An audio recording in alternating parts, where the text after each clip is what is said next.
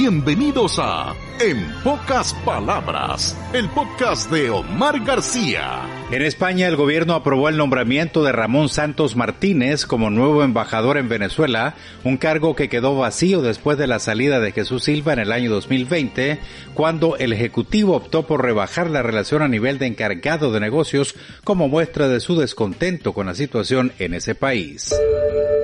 En Turquía, el ministro de Energía Fatih Dönmez defendió que Chipre del Norte, estado que solo reconoce el gobierno de Turquía y que comprende el noreste de la isla, tiene derecho a beneficiarse del reciente descubrimiento de gas natural al norte de Chipre. El presidente Erdogan anunció el descubrimiento de un yacimiento de 58.000 millones de metros cúbicos de gas natural en el Mar Negro, dejando en 710.000 millones sus reservas. El nuevo descubrimiento se encuentra a aproximadamente 3.000 metros bajo el mar.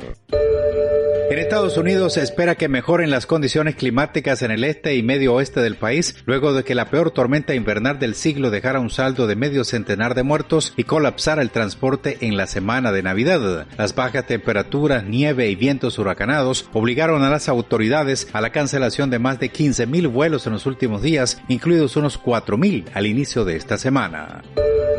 En Brasil, una segunda serie de explosivos fue identificada y desactivada en Brasilia, horas después de la captura de George Washington de Oliveira Souza, fanático del mandatario ultraderechista saliente Jair Bolsonaro, quien está acusado de terrorismo tras el hallazgo del explosivo en la capital, donde el 1 de enero se realizará la toma de posesión de Lula da Silva. En Bélgica, las autoridades judiciales determinaron que sigan en prisión provisional un dirigente de una organización no gubernamental y un ex eurodiputado socialista, el italiano Pier Antonio Panzeri, inculpados en una investigación por un caso de corrupción en el Parlamento Europeo vinculado a enaltecer la imagen de Qatar. Ambos fueron detenidos el 9 de diciembre al mismo tiempo que una vicepresidenta de la Eurocámara, la eurodiputada socialista griega Eva Kaili, y su pareja, el asistente parlamentario italiano Francesco Giorgi. En Francia capturaron al conductor que atropelló mortalmente a un adolescente durante las celebraciones de la victoria de Francia sobre Marruecos en las semifinales del Mundial de Qatar. Según la fiscalía, el conductor salió violentamente de la fila en la que se encontraba con otros vehículos y arrolló al muchacho, quien murió en el hospital poco después a causa de las heridas.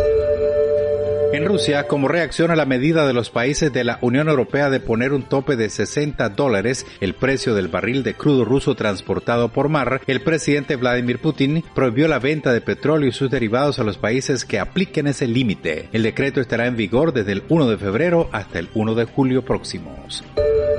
En Estados Unidos, las refinerías de petróleo funcionan poco a poco en una docena de instalaciones que quedaron fuera de servicio, una recuperación que en algunos casos tardará hasta enero. La llamada ráfaga ártica provocó temperaturas por debajo del punto de congelación y pérdidas de energía, instrumentación y vapor en las instalaciones de la costa estadounidense del Golfo de México. En Brasil, mientras el presidente saliente Jair Bolsonaro prepara maletas para pasar el fin de año en Miami, Lula envió una comisión de alto nivel a la gobernación de Brasilia para analizar las medidas de seguridad en la toma de posesión del próximo domingo, después de que un simpatizante de Bolsonaro fue arrestado y admitió que planificaba la detonación de un camión bomba en el aeropuerto de la capital.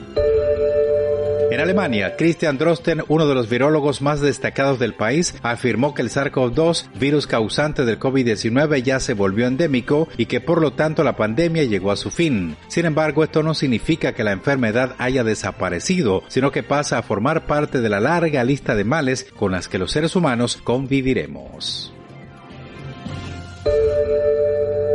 Gracias por elegirnos entre el infinito mundo de las comunicaciones actuales.